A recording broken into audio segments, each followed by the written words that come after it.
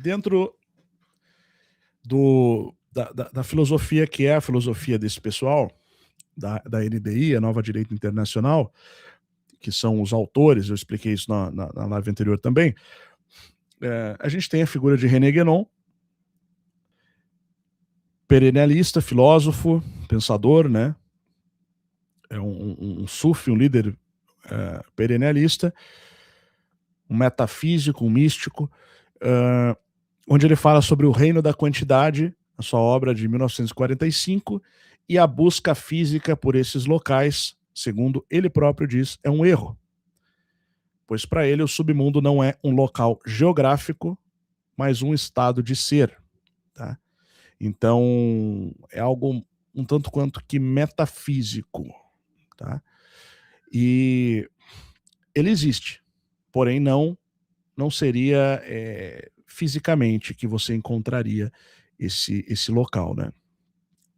Seria assim, projeções, saídas do corpo, coisas que são praticadas ali pelos esotéricos, ocultistas.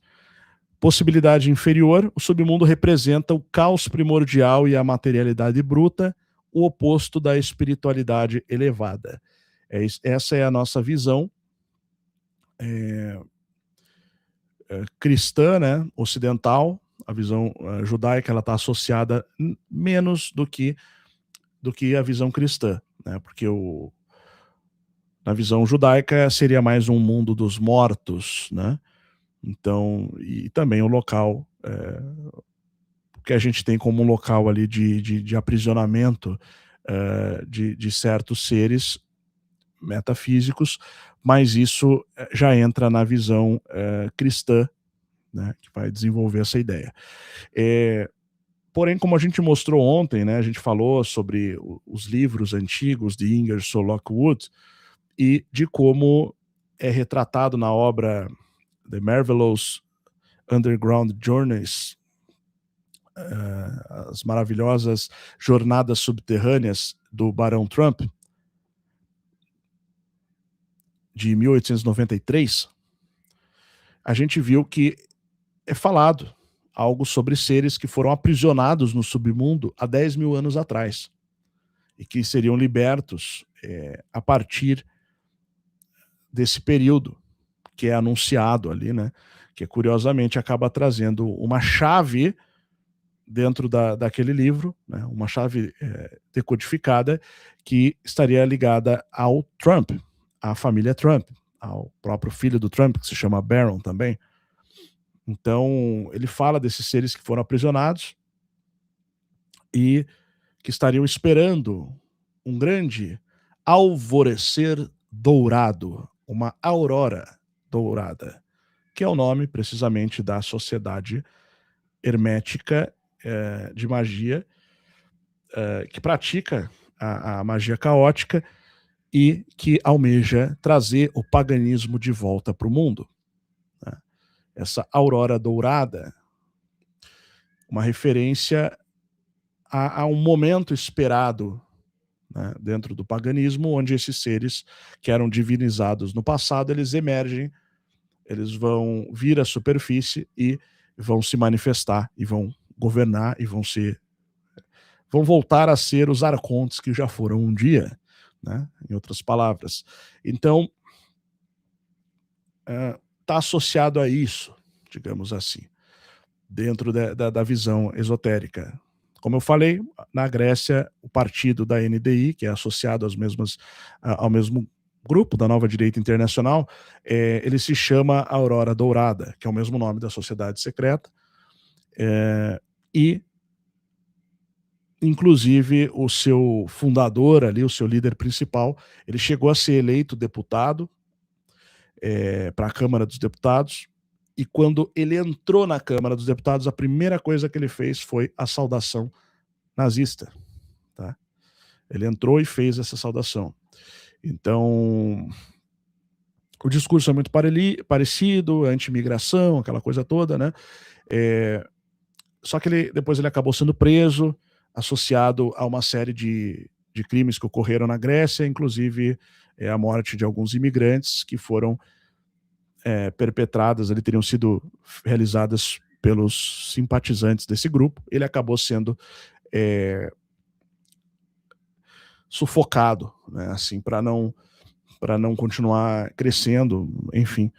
Então, mas é o partido da Aurora Dourada, enfim, na Grécia, que é o berço da mitologia do paganismo greco-romano, evidentemente, e, enfim, está relacionado a isso também, o mesmo paganismo que o Alain de Benoist, autor do livro A Nova Direita, Nouvelle Droite, considerado fundador da Nova Direita na Europa, francês, acredita que deve voltar a ser a religião do mundo. Ele almeja que o cristianismo e o judaísmo deixem de existir e as pessoas voltem a adorar os antigos deuses do paganismo. É disso que a gente está falando aqui. Então, esse é o objetivo. Tá? Isso eu expliquei claramente na live anterior. Esse é o objetivo desse projeto de poder. Muito embora eles se façam passar por cristãos, eu falei, eu estava assistindo hoje, eu não consegui ver toda, mas eu assisti quando estava fazendo algumas tarefas aí, a live de ontem. E eu cheguei em determinado momento, eu falei que a Alemanha chegou a fazer isso, né, quando ela assumiu, mas eu não expliquei como. Então, o que ela fez? Ela arrancou os crucifixos dos prédios públicos e substituiu por suásticas, por exemplo. E controlou a religião, só falei desse aspecto. Ela controlou o que era dito pelos pastores, né, a respeito de Israel. Não, teve uma pessoa que comentou, fez um comentário, né, respeitoso, tudo, mas disse, estou te corrigindo porque você falou que os nazis, eles falavam contra Israel. Não, eles não falavam contra Israel, o Estado, que obviamente foi criado em 1948, depois da guerra, e assim, eu estou cansado de saber disso já há pelo menos aí uns 10 anos, né, que eu estudo esse assunto. Mas eu me referia ao discurso cristão, protestante principalmente, mas também praticado na Igreja Católica, que sempre faz associações com a Israel bíblica, né? Então, sempre trazendo referências do Antigo Testamento, tendo consciência de que o Novo Testamento é uma extensão, é uma segunda fase de um projeto que se iniciou na Antiga Aliança, que é basicamente aquilo que diz a tradição cristã, né? Então, seja evangélica, seja católica, seja ortodoxa, todas são unânimes nesse aspecto, nesse ponto. Na Alemanha de Hitler, não. Na Alemanha de Hitler você não podia fazer essas associações porque eles eram contra os judeus e consideravam que os judeus tinham que ser considerados inferiores, então você não podia, onde já se viu uma igreja falando sobre cristianismo, associar com Israel. Israel, lógico, da Bíblia, porque ainda não tinha sido criado o país. Então, só esclarecendo também, que eu vi que teve esse comentário, né, e assim, eu olho algumas coisas, a gente fala, tá bom, beleza.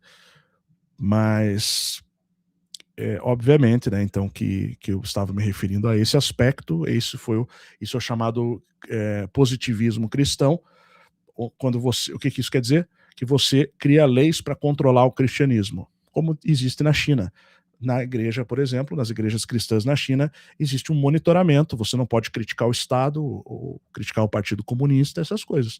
Era mais ou menos a mesma coisa, só que adequada ao nazismo, né? Inclusive, havia uma influência crescente ali do também ocultista, pagão, enfim, Júlio Zévola, né, que vinha na esteira daquele movimento nazifascista, né, e depois acabou se tornando, posteriormente, não na mesma época, mas ele é da mesma época, ele tem fotos ao lado de Hitler e Mussolini, onde ele aparece, onde posteriormente ele vai se tornar o grande ícone dessa NDI.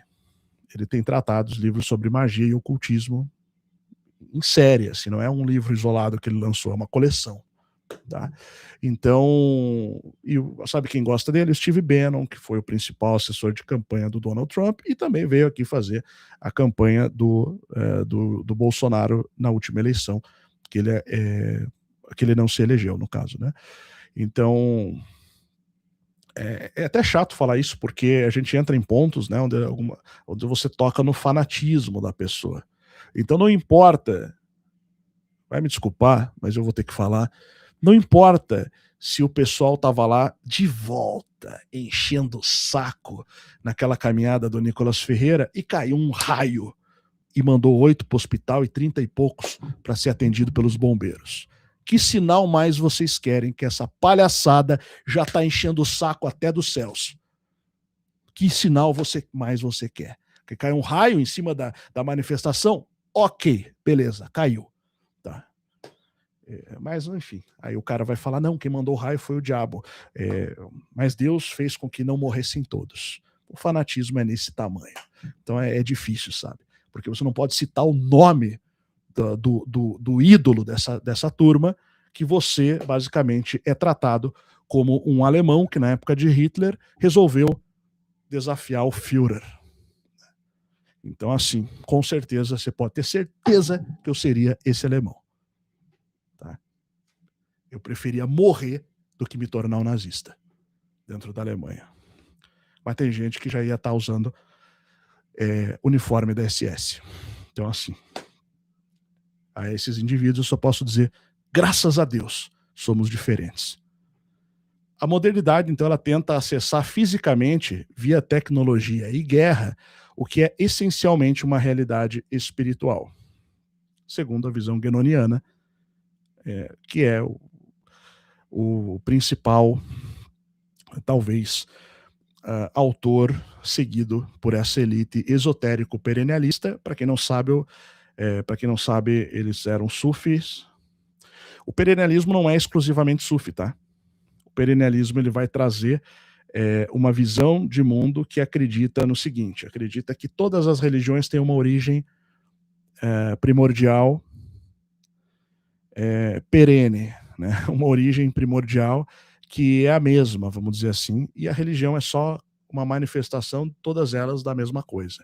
Então você tem 3 nomes principais ali no perennialismo que a gente aborda, onde eu apresento, que um é hindu, né, o Ananda Coomaraswamy, e 2 são sufis, ou seja, muçulmanos esotéricos. O René Guénon, esse aqui que está aparecendo é um, e o outro é o Schuon, que foi o iniciador do Olavo de Carvalho, quando se tornou sufi.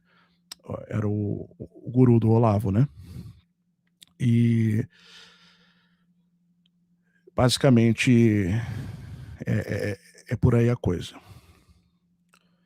A diferença do Guénon para o Schuon, que iniciou o Olavo, é que o Guénon era mais comedido e era mais sério, né? O Schuon, ele tinha, só para você saber, caso você não saiba, um ritual lá que o pessoal gostava de fazer, que basicamente era colocar uma pessoa nua no meio de todo o grupo ali. Eu não lembro o termo do grupo, né? É o grupo da Tarika, né? Tarika é o nome onde eles se encontram, e ficavam observando aquela pessoa nua, basicamente. Enfim, o que acontecia a gente não sabe. Mas o discurso é que era uma forma de admirar o sagrado corpo humano despido, uma série de, assim, tem umas desculpas que eles dão para isso, né? Mas basicamente eles ficavam todo mundo olhando um deles pelados e admirando lá. Enfim, só um detalhe. O pessoal da direita aí, né? Então, assim, deixando claro que eu não sou da esquerda, sempre esclareci isso. Eu acho o comunismo horrível, eu aplaudi quando o Trump prendeu o Maduro. Não gostaria que o comunismo se alastrasse aqui para essa região, evidentemente, mas a saída ela está na tradição, na verdade histórica, e você desvendar essas coisas, desacortinar, tirar o véu, né, que paira sobre essas manipulações de massa. Então, o próprio Guénon disse, se a gente não consegue destruir o cristianismo, então vamos colocar alguns líderes sufi para guiá-los secretamente. E é isso que eles passaram a fazer, e é isso que eles estão fazendo, basicamente. Se passando por cristãos, como a Alemanha de Hitler, na época também usou discursos moralistas, discursos de bons costumes e coisas do tipo para poder trazer para o seu lado os cristãos, porque, claro, se eles falassem que eles eram pagãos e que um dos seus líderes ali, um dos seus representantes da sociedade Túlia, diga-se de passagem, por acaso fazia oferendas às divindades nórdicas, ou germânicas, melhor dizendo, com bebidas alcoólicas sendo enterradas em rituais pagãos, claro que os cristãos não iam apoiar esse tipo de coisa, né? Então, eles preferiram simplesmente enganá-los para que eles os apoiassem e depois deu no que deu. Tá? E não é diferente do que está sendo feito atualmente. É a mesma coisa, inclusive são as mesmas elites esotéricas que estão por detrás desse projeto. As mesmas ordens. O polo como centro do mundo. Nas tradições herméticas e nas tradições védicas, mencionadas por Guénon, o Polo Norte é uma espécie de umbigo do mundo, o ponto fixo ao redor do qual o cosmos gira. E na era atual, que seria a Kali Yuga dos hindus, e de algumas tradições orientais, né, o polo é confundido como uma entrada para o inferno ou então para reinos de ilusão material, né? Reinos que a gente não consegue percebê-los completamente. Então, para o mundo material seriam inacessíveis, metafísicos, enfim. E essa era é uma era que vem um grande caos, uma grande destruição. Lembrando que os ciclos se repetem e do caos vem uma nova ordem, sempre. Então, basicamente, existe o submundo, que vai trazer o caos e a inversão, o eixo do mundo, e a hiperbórea, relacionada ao polo celeste, que traz a ordem.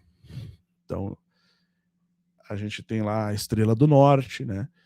E um campo magnético, um centro magnético. Tá? Existe uma conexão com a tradição tibetana, que é o Shambhala e o norte.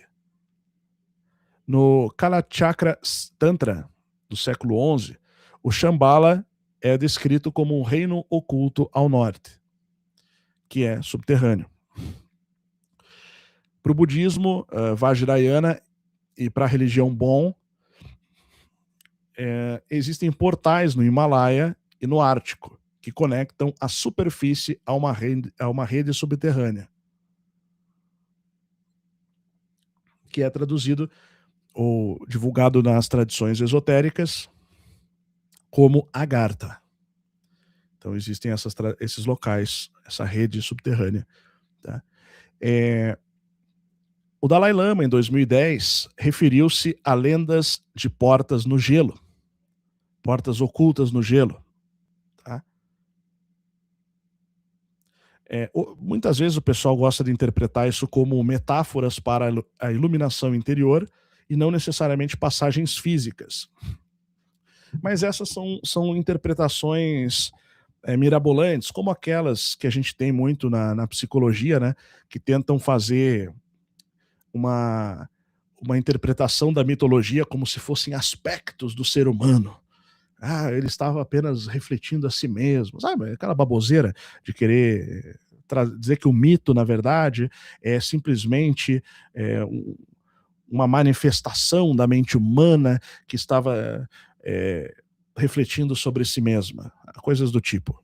Não, tá? Eu fui budista tibetano e eu sei que os lamas falam que existem ensinamentos nas cavernas, no gelo, nas pedras, que são escondidos ali por mestres do passado e que vão ser liberados em determinado momento do futuro, quando um outro lama, que é um mestre espiritual do budismo, for lá e resgatar aquele conhecimento para passar para a Sangha, que é como eles chamam a congregação, a egrégora, no caso, né? O grupo que segue os ensinamentos daquele lama. Os monges.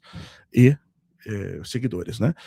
Então, assim, essa historinha, é uma metáfora para a iluminação? Não, não foi. O Dalai Lama sabe muito bem do que está falando e ele falou de lendas de portas no gelo, ocultas debaixo de gelo, basicamente. Debaixo de neve e gelo.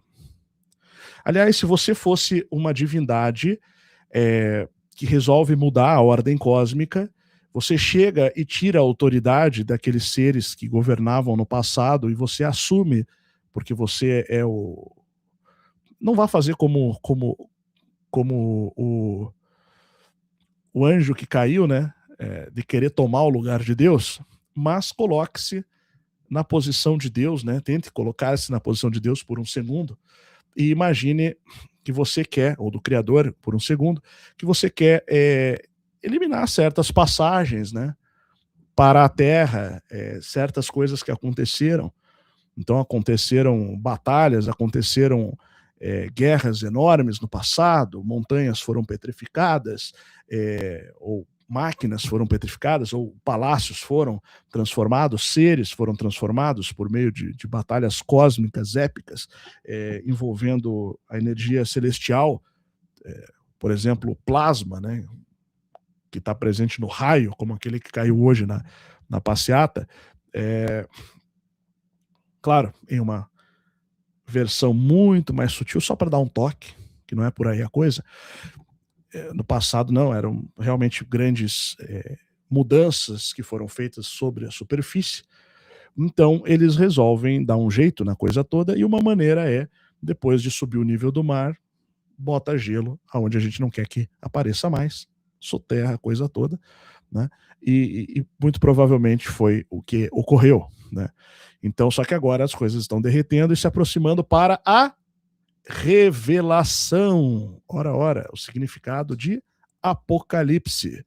E para ser revelado tem que primeiro estar oculto. A própria Bíblia fala que não há nada em oculto que não venha a ser revelado. Então, você revela, você tira o véu. Olha que legal.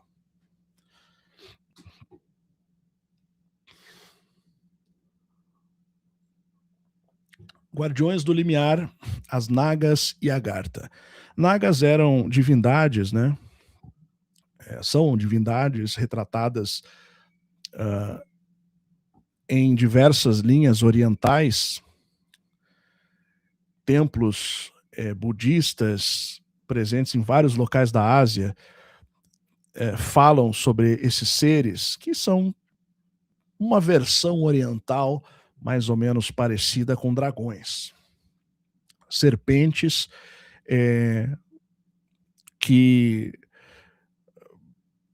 eram retratadas como deuses, né, no passado. É o submundo, o Nagaloka, o reino das serpentes. No contexto tradicional, esse é um lugar de purificação ou provação para aquelas crenças, para aquelas religiões. Então,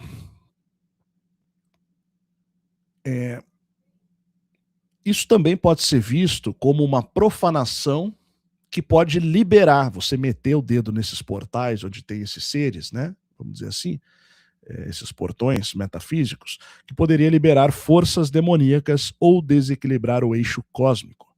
Como foi falado ontem, vamos lembrar, recapitulando, a Hiperbórea é retratada na mitologia grega e a divindade que foi concebida e foi muito aguardada pelos hiperbóreos, que eram aqueles seres aquelas pessoas que habitavam o extremo norte, o além do norte, o Hiperbóreas, além do vento que sopra do norte, é o significado literal.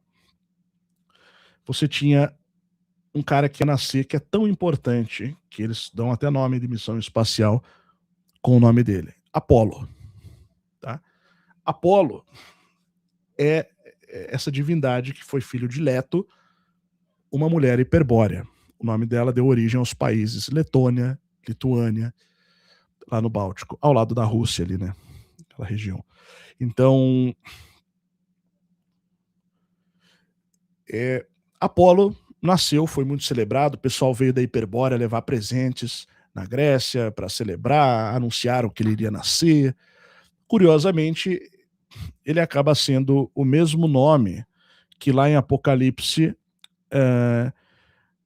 João deu ao anjo do abismo, que naqueles tempos finais foi liberado. Então foram meter o dedo lá, mexer, e acabaram liberando o anjo do abismo, que era chamado Abaddon em hebraico ou Apolion em grego. Então, recapitulado essa parte, a gente tem diversos autores, né, que falaram também desse local, como o Roerich, Nicholas Roerich.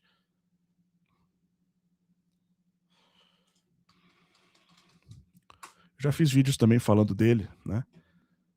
Eles deixou muitas. Esse cara aqui, Nikolai Konstantinovich Roerich. Ele tem algumas obras